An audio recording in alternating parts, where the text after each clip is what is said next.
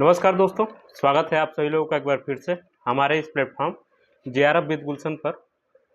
जैसा कि हम सभी लोगों को पता है कि नेट का जो एग्ज़ाम होने वाला है, उसकी डेट और एग्ज़ाम फॉर्म सारी चीज़ें जो है अब आ चुकी हैं। तो अब हमारे पास जो है लगभग 50 दिन का जो समय बचा है, उसमें हमें कौन-कौन सी चीज़ों पे ध्यान देना चाहिए, जिससे कि हमारा स्कोर जो है और ज़्यादा बूस्ट हो सके और हम जितना स्कोर पाने वाले हैं, उससे कुछ और ज़्यादा स्कोर हम लोग कर सकें।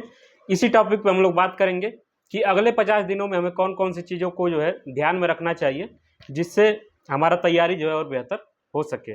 ओके? तो आप लोगों से एक गुज़ारिश है कि अगर आप लोग इस वीडियो को देख रहे हैं, तो कृपया एक पेन और पेपर लेके बैठें और जो भी चीज़ें मेरी तरफ से बताई जा रही हैं, जो मेरा खुद का एक्सपीरियंस रहा है, जो चीज़ें मैंने फॉलो की है, उसी चीज़ को मैं आपके साथ शेयर करूँगा और अगर आपको बेहतर लगे तो आप उसको नोट डाउन करिए और उसको जो है अपने अगले आने वाले 50 दिनों में उसको अपने तैयारी में जो है अप्लाई करने की कोशिश करिए। ये मेरा एक सजेशन हो सकता है आपके लिए, ये किसी के लिए पूरी तरीके से ज़रूरी नहीं। अगर आप इससे बेहतर कोई तरीका जानते हो तैयारी का, तो आप उसे भी फॉलो कर सकते हैं। ओके? तो आज के इस वीडियो में हम लोग बात करेंगे 10 पॉइंट्स के ऊपर, जो हमें अपने आने वाले 50 दिनों में फॉलो करना है। तो सबसे पहला जो उसमें पॉइंट है, उसमें ये बात है कि फॉर्म जो है, वो आप लोग कोशिश करिए कि जल्द से जल्द अप्लाई किया जाए। क्योंकि जब हम लोग किसी एग्जामिनेशन का फॉर्म अप्लाई कर देते हैं, तो उसके बाद जो हमारे ऊपर साइकोलॉजिकल प्रेशर जो क्रिएट होता है, उससे जो हमारी तैयारी की जो स्पीड है, तैयारी की जो क्वालिटी है किसी भी एग्ज़ाम की, उसमें हम लोगों को बहुत ज़्यादा बढ़त जो है वो देखने को मिलती है। तो अगर आप जून 2024 में नेट के एग्ज़ाम को देने वाले हैं और एकदम सीरियस हैं कि इस बार मुझे जो है जेआरएफ या नेट क्वालीफाई ही करना है, तो जल्द से जल्द जो है फॉर्म को अप्लाई करिए और अपने ऊपर जो है एक प्रकार का साइकोलॉजिकल बर्डन जो है वो क्रिएट करिए, जिससे कि आपकी तैयारी जो है और ज़्यादा बेहतर हो सके। ओके? अगली जो दूसरी पॉइंट है, उसमें हम लोग बात करेंगे कि कम से कम अब से आने वाले दिनों में 8 से 10 घंटे जो है हमें प्रॉपर इस एग्ज़ाम के लिए देना पड़ेगा, जिससे कि हमारी जो तैयारी है, वो बहुत ही बेहतरीन तरीके से हो सके। इसमें आप 6 से 7 घंटे जो है अपने सेकंड पेपर के लिए जो भी आपका सब्जेक्ट हो, हिस्ट्री हो, जियोग्राफी हो, पॉलिटी हो, सोशियोलॉजी हो या कोई भी ऐसा सब्जेक्ट जिसकी आप तैयारी कर रहे हैं, उसके लिए 6 से 7 घंटे अगर आप अब से तैयारी करना शुरू कर रहे हैं, तो एकदम ये आपके लिए ज़रूरी है कि कम से कम 6 से 7 घंटे आपको अपने सेकंड पेपर के लिए और बचे हुए जो 2 से 3 घंटे हैं, वो आपको फर्स्ट पेपर के लिए देना पड़ेगा। ओके? तो अब से जो है हमें 8 से 10 घंटे डेली जो है वो पढ़ाई करनी है। ये मिनिमम रिक्वायरमेंट है। आप अगर मैक्सिमम करना चाहते हैं तो 12 घंटे, 14 घंटे, 16 घंटे जितना भी आपका सामर्थ्य है, उसके हिसाब से सारी चीज़ों को आप कर सकते हैं। इसके बाद जो तीसरी पॉइंट है, उसको अगर हम लोग देखें, तो हम लोगों के पास जो है टाइम अब बहुत ज़्यादा कम है, तो सिलेबस कवर करने के चक्कर में न पड़ें और अपनी तैयारी के सेंटर में जो है एक बार जो है पीवाईक्यू को जो है वो रखें कि इस टॉपिक से पिछले सालों में किस टाइप्स के क्वेश्चन जो है पूछे गए हैं, किस टॉपिक से ज़्यादा क्वेश्चन पूछे गए हैं। इस चीज़ को थोड़ा-सा हम लोग ध्यान रखेंगे। अपने तैयारी के पूरे सेंटर में कोशिश करेंगे कि बस प्रीवियस ईयर क्वेश्चंस पेपर को ही ध्यान में रखा जाए। ओके? तो अपनी तैयारी के सेंटर में जो है हम लोग कोशिश करेंगे कि प्रीवियस ईयर क्वेश्चन पेपर को ही रखें और उसके इर्द-गिर्द जो है अपनी तैयारी को हम लोग चलाएँ। ओके? आगे है कि एक बार जो है हमें सिलेबस को जो है ज़रूर देख लेना चाहिए कि सिलेबस को देखने का मतलब मेरा ये कि एक बार जो है थोड़ा-सा एनालिसिस करना चाहिए कि अब तक जो है हम लोगों ने कितना सिलेबस जो है वो कवर किया है, कौन-कौन से पॉइंट्स जो वो छूट रहे हैं। और जब आप पीवाईक्यू सॉल्व करेंगे उसके बाद जब सिलेबस को देखेंगे, तो आप देखेंगे कि पीवाईक्यू में मोस्ट ऑफ द सिलेबस जो है वो कवर हो जा रहा है। तो हमें ये थोड़ा-सा एनालिसिस करना है कि सिलेबस में जो पॉइंट छूट रहे हैं, जो पीवाईक्यू में नहीं पूछे जा रहे हैं या नहीं रिपीट हो रहे हैं, तो क्या वो रिलेवेंट हैं? उनको क्या कवर किया जाना चाहिए? अगर किया जाना चाहिए तो कैसे किया जाना चाहिए? ये सब सारी बातें जो है हमें अपने सिलेबस को एक बार जो है देख के ज़रूर डिटरमाइन कर लेना चाहिए कि कौन कौन से पॉइंट जो है इस सिलेबस के अकॉर्डिंग जो है इंपॉर्टेंट है। ओके,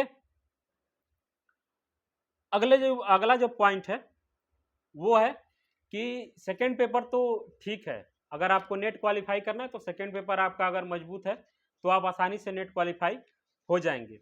लेकिन फर्स्ट पेपर जो है, फर्स्ट पेपर जो जेआरएफ क्वालिफाई करने के लिए बहुत ज़्यादा इंपॉर्टेंट रोल जो है प्ले करता है इस एग्जामिनेशन में, तो हमें कोशिश करना है कि फर्स्ट पेपर को जो है नज़रअंदाज न किया जाए और उस पर भी उसको इतना ज़्यादा इंपॉर्टेंस दिया जाए जितना ज़्यादा इंपॉर्टेंस उसका है।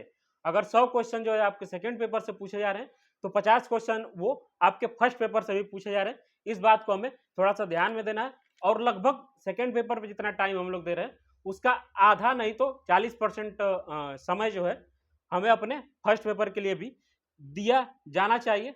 और कोशिश करिए कि बस ये ना सोचा जाए कि डीआई हमें आता है, रीजनिंग हम कर ही लेंगे, मैथमेटिक्स हो जाएगा और टीचिंग एप्टीट्यूड, रिसर्च एप्टीट्यूड बहुत आसान होता है, इसको हम लोग तुक्के से सही कर देंगे।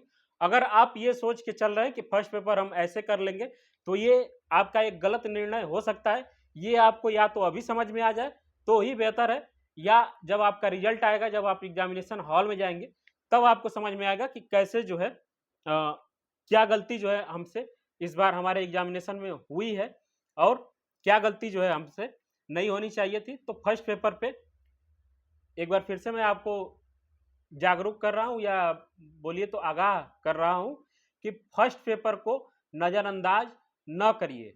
अगर आपको फर्स्ट पेपर की तैयारी कैसे करना ये नहीं समझ में आ रहा है तो हमारे इसी प्लेटफॉर्म पे एक सफलता क्लासेस जो है वो चलाई जाती हैं, जिसपे हम लोग बहुत ही डिटेल में 10 यूनिट्स को जो है वो कवर कर रहे हैं। लाइव क्लासेस गूगल मीट के जरिए जो है वो चलाई जाती है, जिसमें आपको अगर कोई डाउट होता है तो तुरंत हमसे पूछ सकते हैं। इसके अलावा उसमें बहुत सारे मॉक टेस्ट, आपको जो भी स्टडी मटेरियल है वो प्रोवाइड कराया जाएगा।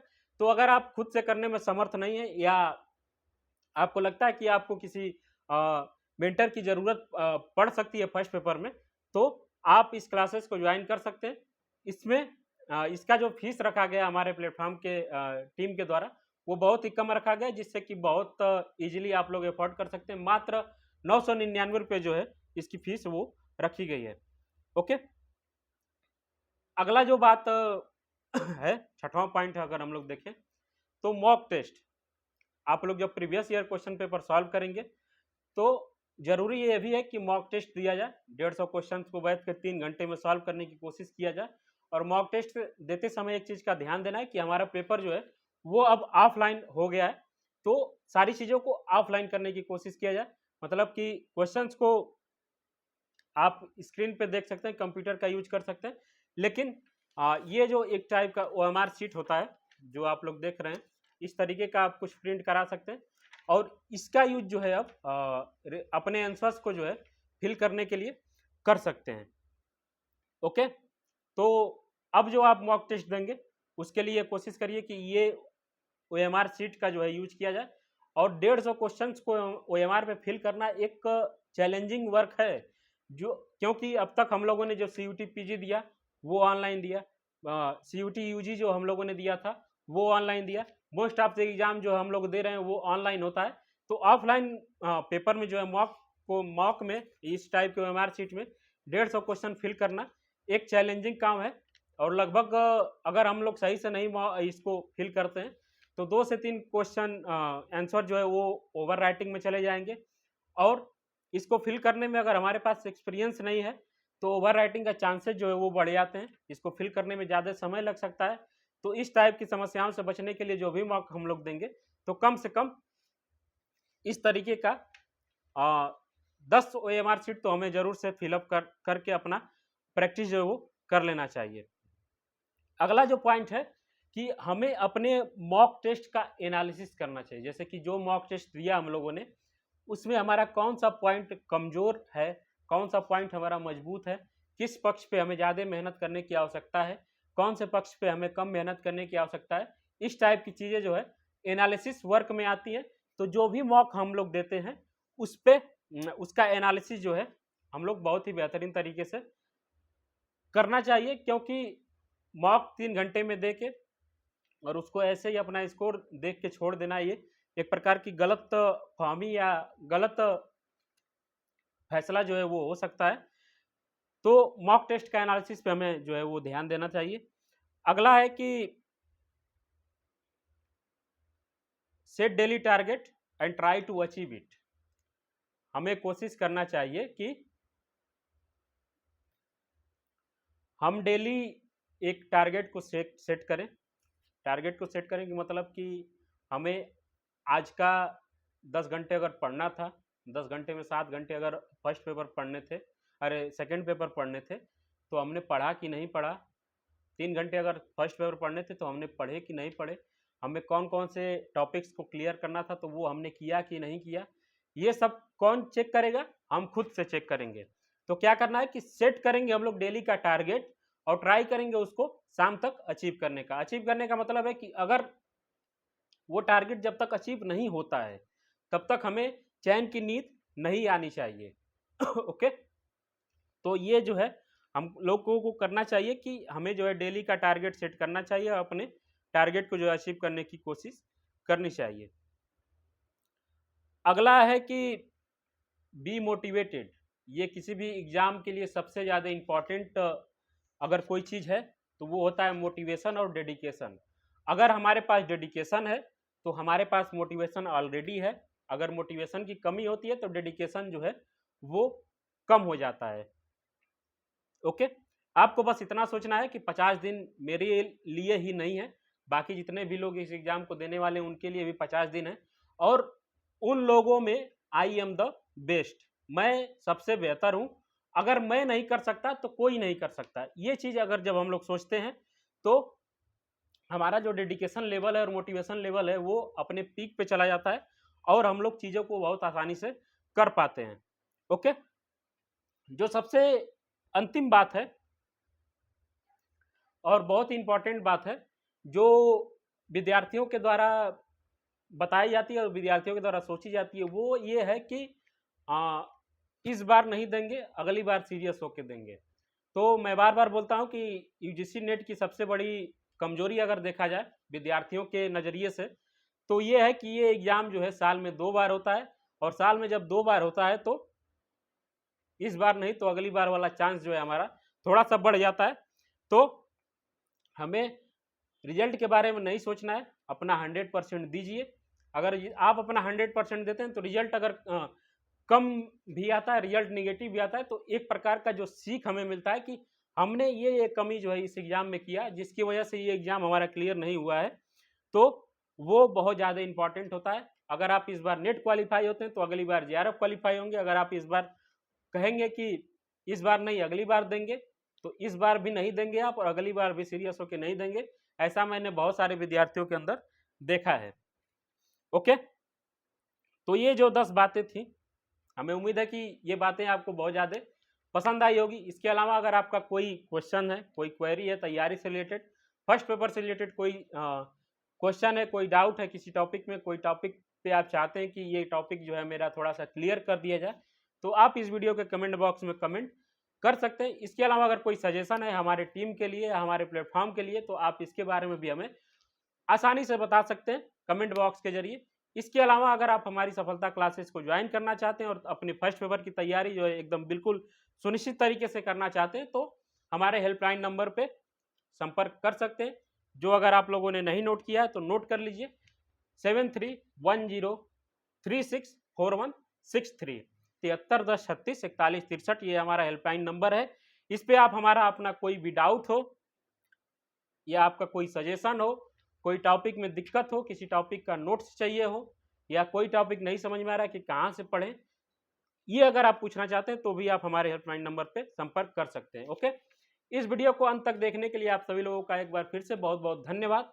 इसको अपने सहपाठियों तक और इस वीडियो को के जरूरतमंदों तक जरूर पहुंचाएं। अगर आपका कोई मित्र हो, कोई भाई हो, कोई बहन हो जो यूजीसी नेट की तैयारी कर रहा हो या करने वाला हो तो उसे बताइए कि 50 दिन के अंदर जो इस एग्जाम को कैसे क्वालिफाई किया जा सकता है। ओके, और मिलते हैं किसी और वीडियो में। तब तक के लिए आप लोग अपना तैयारी जारी रखिए, हमारे पास समय जो है बहुत कम बचा है। मिलते हैं किसी और वीडियो में। Thank you so much.